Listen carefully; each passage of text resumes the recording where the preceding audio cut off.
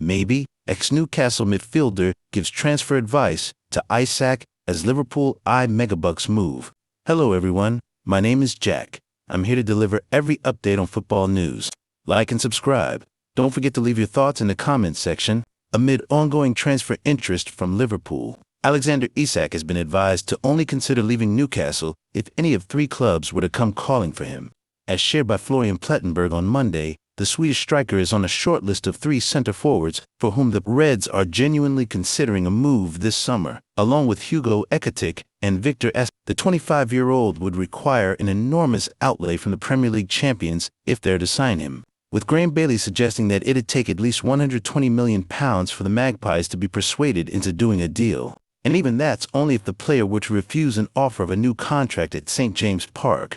Yenas issues transfer advice to Isak. Jermaine Yenas doesn't think that Isak should be in any hurry to leave.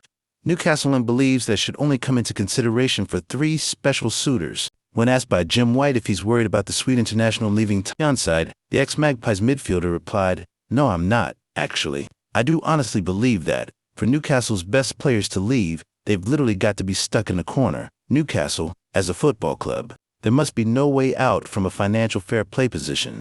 It's not because they can't give Alexander Isak the wages he wants, and it's not because he's not playing in the biggest competitions, and so on and so forth."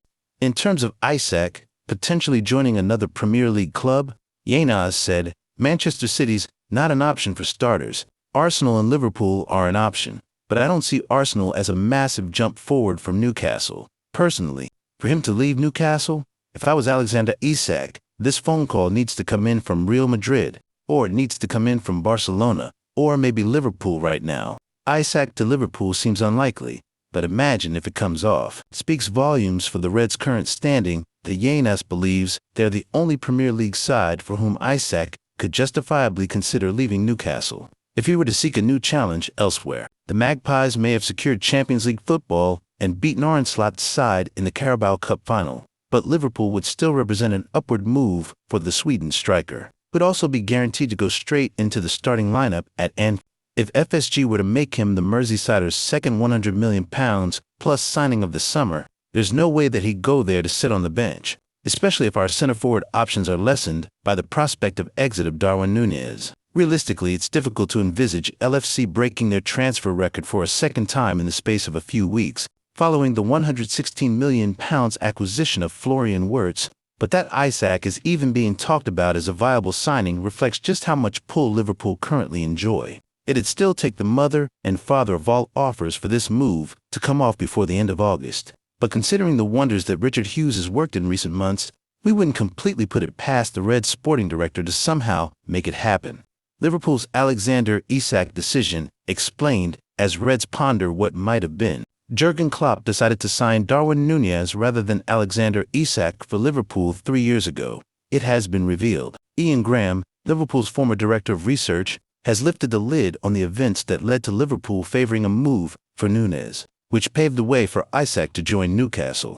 While Núñez has struggled on Merseyside and could be set to leave Anfield this summer, Isak has established himself as one of the most sought-after strikers in Europe, and with Liverpool now keen on Isak again, though accepting of the fact it is going to be almost impossible to sign the Swedish striker this summer, there'll be understandable frustration on Merseyside at what might have been a few years ago when then-manager Klopp was trusted with the power to make major transfer decisions. Jurgen created a lot of success for the club, so it's understandable why it moved in that direction, said Graham, who is chief executive of Lutonautics, the sports advisory business that he founded, in an interview with the Financial Times.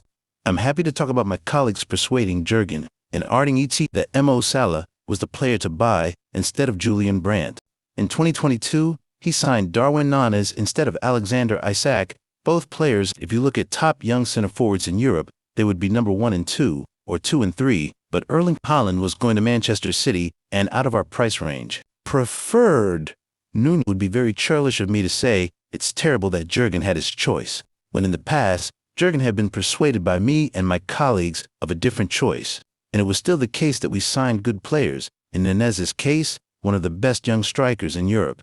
Núñez is wanted by Napoli this summer, and Liverpool boss Arne Slot won't stand in the Uruguayan's way if the clubs can agree a deal. The Premier League champions would love to sign Isak, but Newcastle are absolutely adamant the 25-year-old, who is happy on Tyneside, is not for sale.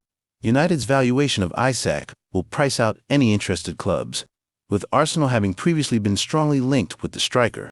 Newcastle are looking to sign competition for Isak this summer, but have missed out on João Pedro, who is heading to Chelsea. Liverpool's summer window soars with Florian Wirtz, Jeremy Frimpong, and Milos Kerkez signings. Liverpool's Isak dreams alive, but Ekitike proves better. Hugo Ekitike is the poor man's Alexander Isak, but Eintracht Frankfurt's Ekitike is not only available for at least 50 meters less than Newcastle star Isak, he may also end up being an even better player. That's why both Liverpool and Arsenal are looking seriously at the French frontman, whose excellent debut season in Germany helped fire Eintracht back into the Champions League. And if Newcastle stand firm on their stance that Isak is not for sale at any price, not even a British record obliterating £150 million or more, then splashing out just £86 million on Ekitike would make perfect sense. After all, Newcastle almost signed him before they bought Isak. Make no mistake, Isak remains the dream summer signing for both the Reds and the Gunners.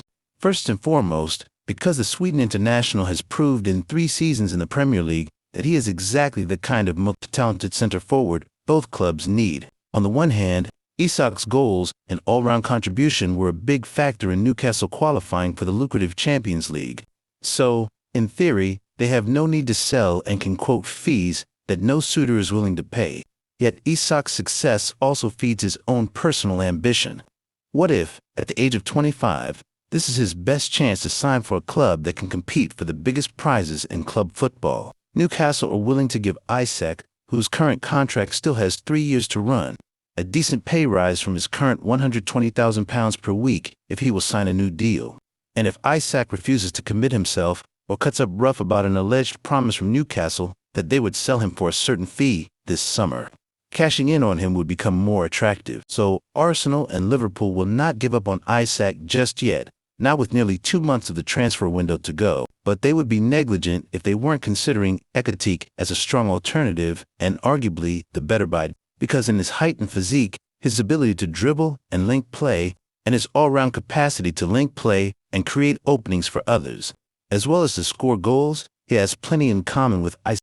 Newcastle almost signed Ekitike months before they spent an initial £60 million on Isak in 2022. Ekitike, at Reims, turned down a deadline day move to St. James Park in the winter window.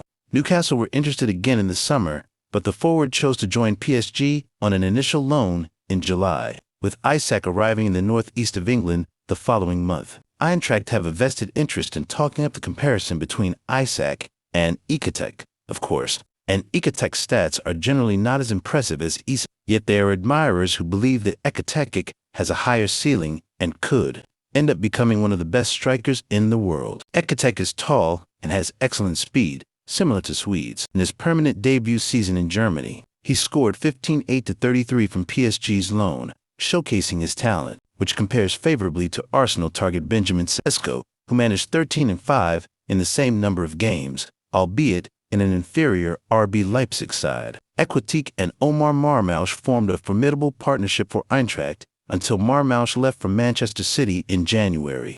But it wasn't a case of Marmoush making his sidekick look good. Ekitike scored nearly half his league goals, 7, and more than half his assists. 5 after main man Marmoush played his last game for the club. He also caught the eye in the Europa League, even before his excellent long-range goal against Tottenham in the quarterfinal first leg. Although Isak's goal-scoring record is superior to Ekitike's, the Frenchman creates more for others and could be considered a more complete player. It is no secret Eintracht are a selling club.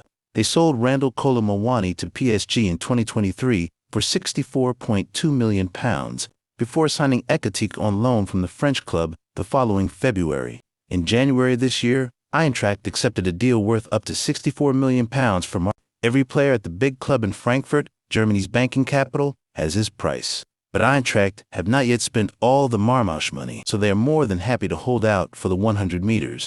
Euros 86 million they believe Ekitike is worth in the current market. There are reasons for Liverpool, Arsenal, and others to think hard. Of course, Ekitike has had just one good season in a Big Five European league, a bit like Premier League flops Rasmus Højlund and Joshua Zirkzee. while his 15 goals level with Marmoush, who played just over half the season, and 11 behind leader Harry Kane, are another slight cause for concern. Isak, with 23 placed strikes, was second only to Mohamed Salah. Even Ekitike's cheerleaders at the Transferflow podcast and bulletin point out that, for a big lad, Ekitike is not great at heading, nor is Isak, but Sesko definitely is. They also note that Ekitike gets knocked off the ball easily, and his off-the-ball work against teams with better defenses is not elite. Yet they still identified him as the striker, who should be Liverpool's top target, even at £85 million. If Arsenal decide to go for an out-and-out goal scorer, maybe Victor Gyökeres would be a better option. Thanks for watching. Like and subscribe.